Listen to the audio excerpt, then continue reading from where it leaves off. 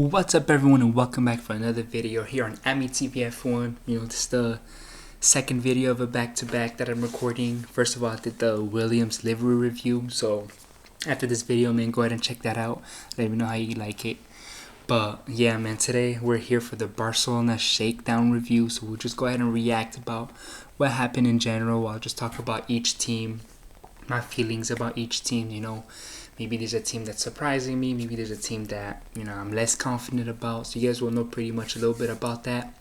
But I won't go too deep into it because I want to make a video of like my predictions, my early predictions after the Barcelona Shakedown. So that will probably come out, barring testing actually. So, stay tuned for that. But then after, we'll just go over some news real quick. That I thought was interesting enough to share. Obviously, there's so much that dropped over the past week, but I'm just gonna talk about the ones that interest me the most. And yeah, man, also for the videos where we're just talking about Formula 1 in general, I'll be using this background that you guys see around me. So let me know how you guys like it. It's an aesthetic that I, created. So yeah, let me know how you guys like that. And without further ado, let's go ahead and get started. So first of all, we'll talk about Alpine. Honestly, during testing, Alpine was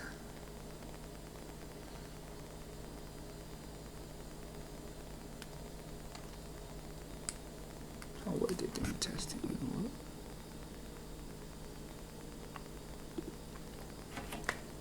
Alright, so we'll be talking about Alpine to start it off.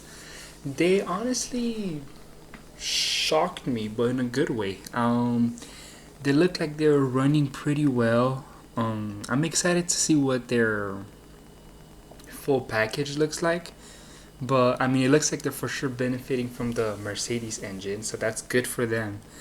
I know Pierre Gasly was saying that it's a completely different car to drive. It doesn't feel the same at all from the past regulations. So that's kind of exciting to hear, I guess, because it just shows like across the grid how everyone will be, I guess, attacking this a whole different way. Like we already see with the teams, each team has its own design.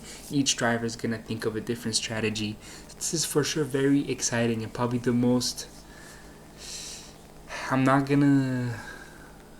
guys don't quote me on that, but I'm pretty sure this is like the most creative the teams and the drivers will be across all the regulations. So this is definitely exciting to see. But yeah, man, Alpine they're looking good, to be honest. I'm not gonna say they look like the best team or the worst team, but they're gonna be in the mix for points for sure. I think Alpine is here to surprise a lot of people, I think. So good review session for them. It seemed like nothing crazy came out about them, so yeah, it's good news for Alpine. And now we're gonna go ahead and move on to Aston Martin, man. Aston Martin, wow, they had quite the dramatic entrance, let's just say that. They came in pretty late. I think it was so it was Monday through Friday, but I think they came on Thursday, if I'm correct. You guys can always, let me know that I'm wrong. I'll be more than happy to correct myself. But I think they came on Thursday. I think Lance Stroll had a run, and then it was Fernando Alonso. So they didn't get the full 3 days, unfortunately for them. But the hype around them with the Adrian Newey car, there's so many. I think there was George Russell that came in and said that the Aston Martin looks very, very aggressive. There was a bunch of other F1 like personnel and people, or like Aston Martin personnel, that are absolutely amazed by the Aston Martin car. So there's a lot of hype around this car. Actually, they didn't run a lot of laps, obviously, just being there for like a day or so. So it's gonna be interesting, honestly. They didn't get a lot of running, but there's a lot of hype. I think they had an issue as well, if I'm not wrong. I'm trying to remember all the news that dropped like inside my head. I didn't want to open all the tabs because that would have been like 100 tabs, and that's just it's gonna mess up my computer. But yeah, I think they did have a problem as well, so they didn't even get to do a full day. They spent quite some time in the garage, so it's it's very, I guess my feelings towards Aston is very bipolar, because 1 minute I'm like, oh wow, they could be, you know, fighting with the top dogs, but the next I'm like, nah, they're gonna flop. So I generally don't know what to think. Like Aston Martin is probably the one of the few teams where like I don't know what to think about them. So it's gonna be interesting to see for sure. Then after this, we'll go ahead and talk about Williams. We're gonna keep it short because I just did a video about them and it didn't show up to the Barcelona Shakedown, so there's not gonna be much to say about them or much to add on. Other than, you know, they're starting on the back foot. They're gonna be there in Bahrain for sure. You know, they finally passed the crash test, so that's good for them. And yeah, man, you know, Carlos Sainz, Alex Albon, they got work to do, so they better get on with it. And then next is Audi. Audi has been very, I think it's been a humble, no, well, not humbling, as because it's not like they were not humble before, but it's been a very, like, the hype has died down around Audi for sure. I think they're also kind of in the back foot. They didn't get a lot of running. They have their own engine, so they're running on Audi engine. I'm sure they're getting parts from different teams here and there, but it's a full Audi car. You know, it's not a Ferrari engine or it's not a Mercedes. It's their own engine. And they've had a lot of issues, honestly, with their engine. They spent most of the time in the garage when they were in Barcelona. And I believe even for a filming day, they couldn't even get a lot of mileage on the engine. So they seem like they're struggling with reliability. And that's the one thing you need. I mean, it could be as fast as you want it to be, but if it doesn't finish the race, there's no points there. The fifth team we'll be talking about is Cadillac. Cadillac as well. If I remember correctly, they didn't get a lot of running either. Sergio Perez, Valtteri Bottas, you know, that's two experienced drivers right there. They understand what's in front of them, the task that's ahead of them. You know, Cadillac is a whole new team as well, powered by Ferrari, so that should be some sort of help for them. But everything else, it's a completely new experience for them. This team has not been in F1 before. So this is going to be a very fresh team, I want to say inexperienced team. So every second on track, every second on a circuit or in a paddock or in anywhere, honestly, is going to be good time used for them. So, you know, I think for them it's good that they brought Sergio Perez and Valtteri Bottas, because that's just what they need, experience. So we'll see where they go. I see them, honestly, well, I don't think this be a shock, but I see them being the worst team on the grid for sure. I don't see them pulling any miracles. It's just, but it's normal. They're a completely new team. They are the 11th team after all, so this makes sense. This isn't like a diss or anything. Next up, we'll be talking about Ferrari. So, you know, Charles Leclerc, Lewis Hamilton was dating Kim Kardashian, apparently. So, we'll see if that's a curse on us or not. But more seriously, honestly, Ferrari has been a great surprise for us. They've done so much mileage running. Reliability has been there. George Russell has also said that he's been impressed with the way Ferrari has been running. And this isn't even like our actual final car. The car that we ran in Barcelona is a Spec 8 car. It's just about engine reliability. All the aggressive like looks that we went with, or aggressive design that we went with for like aerodynamics and whatnot, that's the Spec B car. That's the car we're gonna see next week. So just from engine reliability alone, the fact that we're doing this good, it's for sure promising. And, you know, we already have a big upgrade coming for like a couple races into the season. And honestly, everything is shaping up for a good season. This is our year. You know what? This is our year. That's all I gotta say. Alright, next, the Haas Formula 1 team. They have also been quite a good surprise. They've got a lot of running, especially the first couple of days. I believe they were like one of the teams that were out there the most. And once again, they probably like, had, I believe, no engine reliability issues. I know they had, I think, they caused like a red flag or two, if I'm not mistaken. But I mean, these are things that are expected. I think during the Barcelona Shakedown or even during the Bahrain testing, we shouldn't be too surprised at seeing red flags and whatnot. I think that's going to be very normal. It's going to be a recurring theme for sure. I mean, these, from the cars being different to the drivers having to adapt to a completely new driving style. You know, they have so much control under their hands now with the energy, with the battery, with everything that goes with the car, basically. So these red flags are gonna be expected even into the season. I mean, if this season there's a lot of red flags and things like that, I wouldn't be surprised. So, you know, this Haas team is looking really good, man, especially with their team principal. Everything is looking very organized. You know, this is not the Haas from like 4 or 5 years ago where it just looks like very unprofessional, I want to say. They look like they've picked things up and they're ready to be like a constant point scoring F1 team. And that's exactly what you want to see from them, man. So yeah, honestly, has good stuff and promising, and they for sure surprised me in a good way. And they've went up in my ranking. All right, McLaren, the Constructor Championship winners, Lando Norris, the current Driver Championship winner, and Oscar Piastri, the man that choked it. McLaren,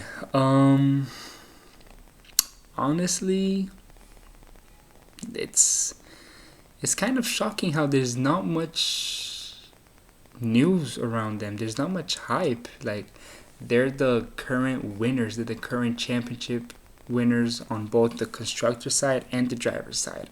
Yet I feel like it's all kind of going under the radar for them. Like, no one really cares, which is kind of crazy to say. Yeah, I feel like there's not a lot to say about them. I mean, they seem very reliable. They didn't seem to come across a lot of issues. I know they've had some though, especially I think with the fueling system and something about, I don't think it was their engine, but it was something else. But I know they had a couple issues. Every cut you guys just seen is because I just pulled something for the next video, so we're just gonna cut that. But yeah, man, McLaren's a bit in the unknown, I want to say, at least for us. Maybe they know a bit more things than us, obviously, but for me, it's like a bit, I don't know what to think of them just yet. Even Oscar Piastri was like, there's some good stuff and there's some things that we for sure need to improve on. So even they look like they don't seem the most confident. So I'm curious to see how this year goes for them after dominating the past season so hard. All right, the Mercedes team. They look like the clear favorites. I mean, they've been super fast. They've done so much mileage. They've exceeded their own expectations. I mean, think about this, guys. The expectations we have for Mercedes are up here, and they've exceeded those expectations. Do you know how fast that means they are? Do you know how good that car is? I feel like this is looking like the season's already over. I'm not gonna lie. I mean, yeah. I mean, I'm sitting here as a Ferrari fan thinking, and there's just no way. I mean, they're exceeding high expectations already. I mean, unless like the drivers keep crashing it because they don't understand the cars. Like, you have to hope for something like that. You know, it's just, other than that, I just don't see how Mercedes could mess this up. They're for sure gonna be a team to watch, and I think they're heavy favorites for this next season. But you know, maybe it's the heart speaking, maybe not. But I wouldn't rule out Ferrari just yet. I would not rule them out just yet. Racing Bulls. They also had a pretty good running, to be honest, considering that, you know, Okay, now that was me, but I think they have Liam Lawson and Arvin Lindblad. That's arguably like the worst pairing in the grid. No disrespect, but I mean Liam Lawson hasn't had a great start to an F1 career, and Arvin Lindblad has no experience in F1. So by default, that kind of makes them the worst driver pairing. And they didn't seem to be, going through too much trouble. I mean, they got a good amount of mileage in their car. The Red Bull engine looks a lot more reliable than we thought. And, I think this will all be about what package they have around that engine and the drivers. It's going to be up to the drivers to maximize the performance. And it being very driver IQ heavy, I must say.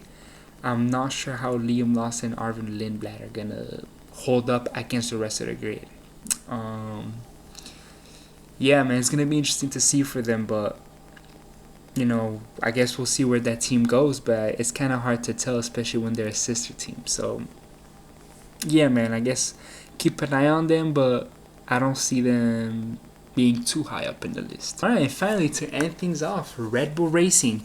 Max Verstappen, Isaac Hadjar, great driver pairing, like we talked about before. They had one crash, and it was Isaac Hadjar, and that crash was actually pretty significant, to the point where they couldn't show up at one of the testing days because they had to fly in parts from their factory. So that's how bad it was. But other than that, I mean, their engine looked like it worked just fine. I mean, they also had a lot of mileage in the car. Honestly, I think some of the teams, they've done way more mileage than I thought they were going to do. I mean, the way they were selling this shakedown, it's like it was going to be like 500 red flags a day. But, I mean, apparently teams were doing pretty well. Sorry about that, guys. I had a little problem with the lighting, so I had to cut real quick. But I'm back. The Red Bull Racing team just look a lot better than I thought, honestly. I thought they were going to have a lot of engine reliability issues, that they were going to have to stop on track, not get a lot of mileage in, having to fix the engine and get new parts and this and that. But, I mean, they ran a lot. I mean, we're going to see right now with the news I'm going to share with you guys, but they ran quite a lot of mileage. So yeah, the good stuff all around from all the teams. Majoritarily, some did kind of disappoint, but that's how it is. It's F1. Not everyone could be perfect. Some teams need to be last, some need to be first. That's how it works. But anyways, without further ado, let's go ahead and go towards some of the news that happened. Starting by the laps completed by power units. Mercedes has had the single most with 1,132. Mercedes has done 500 laps. 500 laps is insane. That is a lot of mileage. But good on them. Then actually the second team that had the most mileage is Ferrari, 433. So that's also something to look at. I think a lot of the comparisons have been between Mercedes and Ferrari. More than, for example, McLaren or Red Bull or anything. I think going into the testing, Ferrari were like maybe hoping to be top 5 or top 6. But now they're looking to be top 2, which is a good sign for us, happy times. But yeah, and one thing I wanted to point out is Red Bull. They only have 2 teams, but it's obviously Red Bull Racing and Racing Bulls. And between those 2 teams, they have 622 laps. That is a lot. That is very reliable, because Mercedes, Ferrari, those teams have like 3 customers, or like 3 teams that have that engine, and they're making 900, 1,000 something. Red Bull has 2 cars only that has their the Ford engine, and they're managing 600 something. So they're keeping up with Mercedes and Ferrari. They're just, I guess it doesn't stand out as much because it's not as big a number. But when you look at it per team, I mean, Red Bull had 303, Red Bull Racing had 320 almost. That's as much as Haas, that's as much as Alpine, more than McLaren. So they're definitely up there. So this is honestly good news. To have three engines that are pretty reliable is pretty good.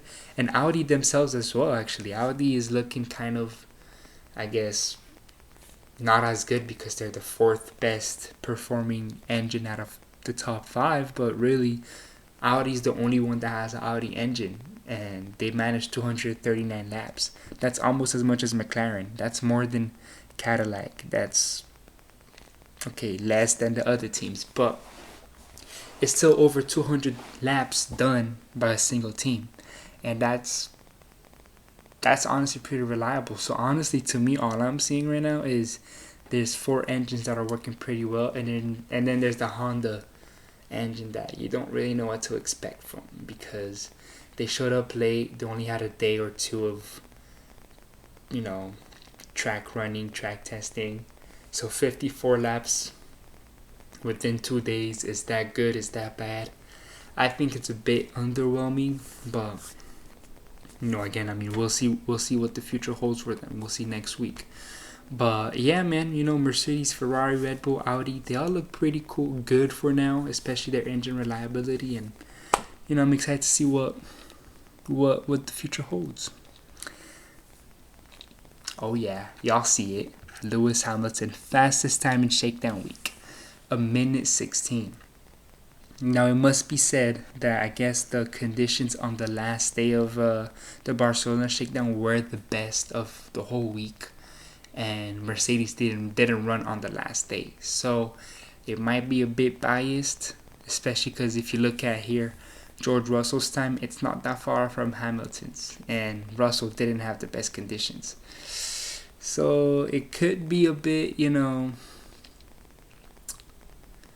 gotta hit the fraud alert on that, because we can't really tell. It wasn't really a fair, even playing field. So we don't know for sure, but all I'm saying is this looks good for the Aura team. So I'm not gonna complain.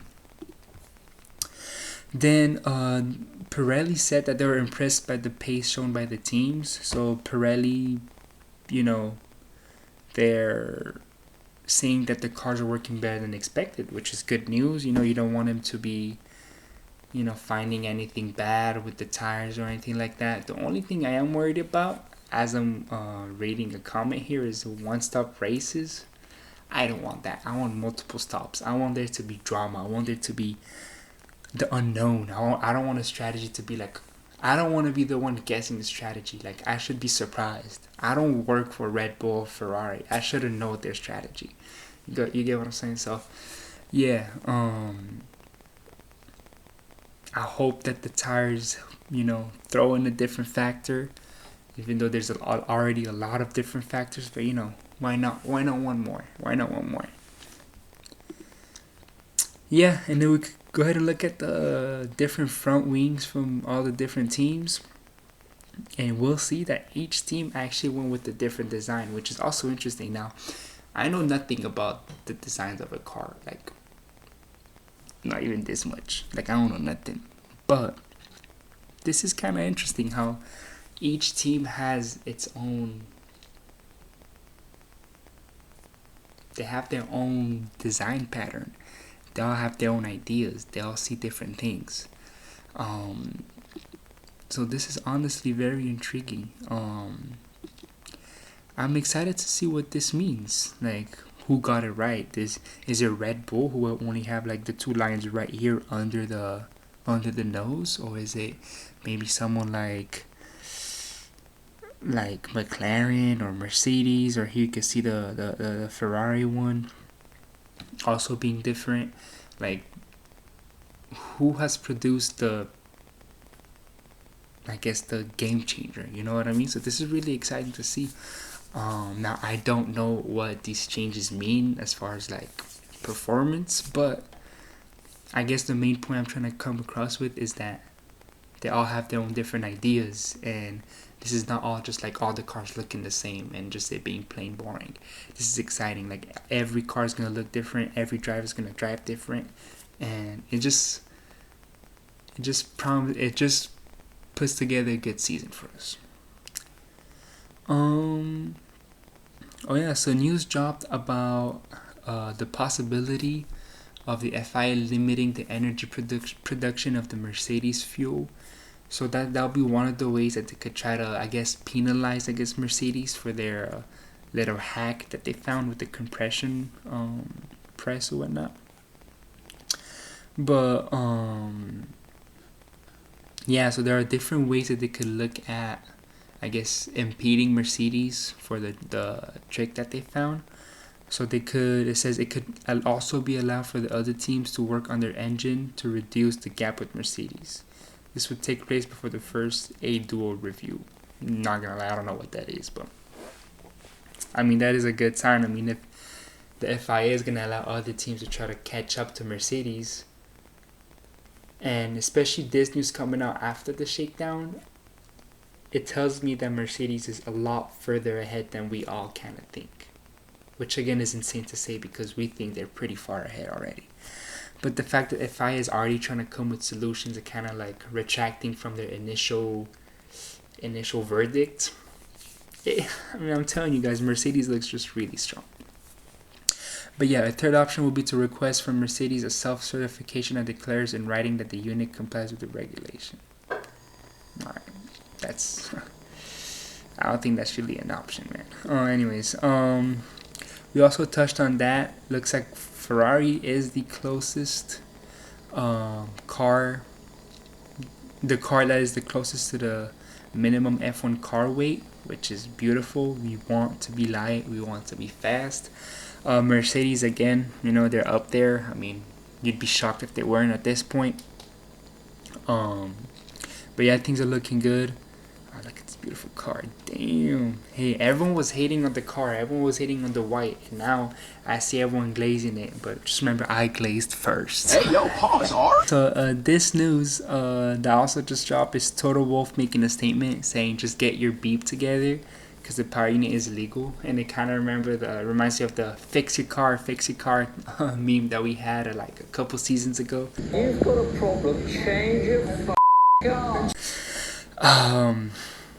Yeah, it looks like the tables have turned, man. Now it's Toto Wolff telling us to get our beep together. So, you know, I guess tables do turn after all. But yeah, he looks pretty upset. He believes his car is legal. And I guess, I mean, this is just, I think this is going to be an ongoing talk for the whole season. He's going to say it's legal. And then if they're too fast or if there's anything going on, then other people will say it's illegal and there's going to be a constant fight. When the whole time it's just a gray area because the FIA hasn't been, I guess, precise enough in their writings of the regulations. So I think the best thing the FIA could do is just, clear that up real quick. Just switch it up in the regulation. Be like, oh, hey, well, you know what? We meant the compression ratio to be this, and has to be specifically due to whatever. Like, just switch it up and like just give us like a clear, like, just give us a clear rule, a clear law that's straightforward, no iffy things, no gray areas. Just tell us how it is, and that's how all teams are gonna do it. That's the only way you can fix that. But I guess this sells articles, news, all that stuff. So I guess they want to keep it for a while. Other than that, Jack Doohan, he's set to be the Haas reserve driver for 2026. Look, that looks like it's his way of getting back into F1. Good for him. He's had a pretty harsh start to his F1 career, but I think that's mainly because of his contract situation. I mean, who tells someone, hey, you have 5 races to impress me? I mean, bro just got here. You can't tell him that. So hopefully with Haas, he has a less toxic environment. He gets time to settle in, learn, get experience, drive the car, and maybe he'll get a seat later. Maybe either Esteban Ocon or Ollie Berman leave. Maybe Ollie Berman goes to like a Ferrari or a big team, and then Jack Doohan comes to replace. Or maybe Haas has had it enough with Esteban Ocon and they want Jack Doohan instead. So you never know. All I'm saying. So that's good for him. Happy to see him there. Hopefully he kills it. Nothing bad to say about him. I mean, he's barely raced for Alpine and he already left, so there's really nothing to say about him. Before we end the video, I did want to talk about the F1 private testing, how they went about the whole thing. And at first, I thought it was pretty weird. I didn't understand why they did that. But then I kind of started thinking about it, and I was like, you know what? The Barcelona Shakedown isn't like a yearly normal thing. That's just an extra thing for teams to solely focus on engine reliability and focus on whatever else they want to test. This isn't meant to be like a Bahrain preseason testing, which is also like that one's a bit of a bigger deal because that's like always televised. It's the car's back on track. This is the season starting in a way, even though it's still preseason, but it's still like televised, right? And that's usually how it runs. It starts with Bahrain preseason and then we go into Australia. But this Barcelona Shakedown, which they call it a shakedown, it's not even testing, it's Barcelona Shakedown. For that, I think this is just a little get-together, a private get-together between the teams, just that, you know, behind closed doors, they could just work on the cars, see what's wrong, this and that, so that they know what to expect for testing. And the reason why they did that is because it's such a huge regulation change that they don't want any bad surprises. So I guess I do understand that. The one thing I don't understand is that if it was going to be so private and it was a plan for it to be so private, then why advertise it so much? Why be like, oh hey, we're having a Barcelona Shakedown testing on this day, on this week, hey everyone, like, why are you gonna say it like that just to hype people up and then make them not go? Obviously, if you tell them that there's something private that people can attend, people are gonna want to attend that thing. It just makes people want to see it more. So I just don't think it made sense to advertise it. I think that's just something that they could have just done without even telling the fans about it, and then just something they reveal like during Bahrain preseason, be like, oh yeah, you know, we actually had a Barcelona Shakedown like a couple weeks ago, like, you know, like kind of bring it up like that. I think that would have been probably better for them, better for the fans, better for everyone, because at least we wouldn't have been aware of it and we wouldn't feel left out, we wouldn't feel like played, I guess, by F1. But I guess they decided to do it that way, which was odd. And another thing is the first Bahrain testing, they're only gonna televise an hour a day, which again, it doesn't make sense, especially if the private testing in Barcelona went so well. Why do it in Bahrain again, another private session? Like, this just makes no sense. But you know, that's the rules we gotta go with. I mean, it's not like we could change anything, so that's unfortunate. I think it makes little sense, but it is what it is. Yeah, also about them posting content on YouTube anyways, I think that's more so about they want to make sure the day goes well, and then depending on that, the teams approve of the clips that go to the public. So I also do think that makes a bit of sense, like them uploading day 1 shakedown, day 2, day 3, day 4, day 5, like them uploading all that on YouTube after it's all done, after all the teams are like satisfied with the clips and all that. I think also makes sense because again, it's meant to be private. We weren't supposed to see none of it, so it's more of a like, oh, you know what, this is good PR, this is good advertisement, we can approve that. Like, they wouldn't want to put too many like things that would make them look bad.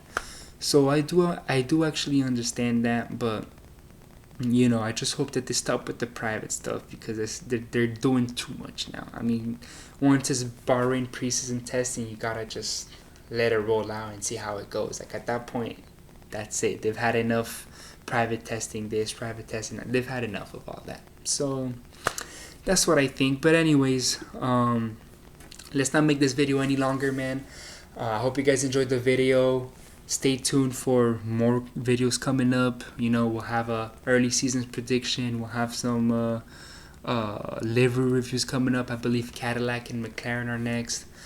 So yeah, man, a couple videos coming your way. I hope you guys enjoyed this video. Like I said, there's the Williams video right here that I just uploaded, so make sure you go check that out as well. And yeah, man, you guys take care. It's almost 1 a.m, so I'm gonna go to sleep. Anyways, you guys take care. We'll see each other soon, and peace.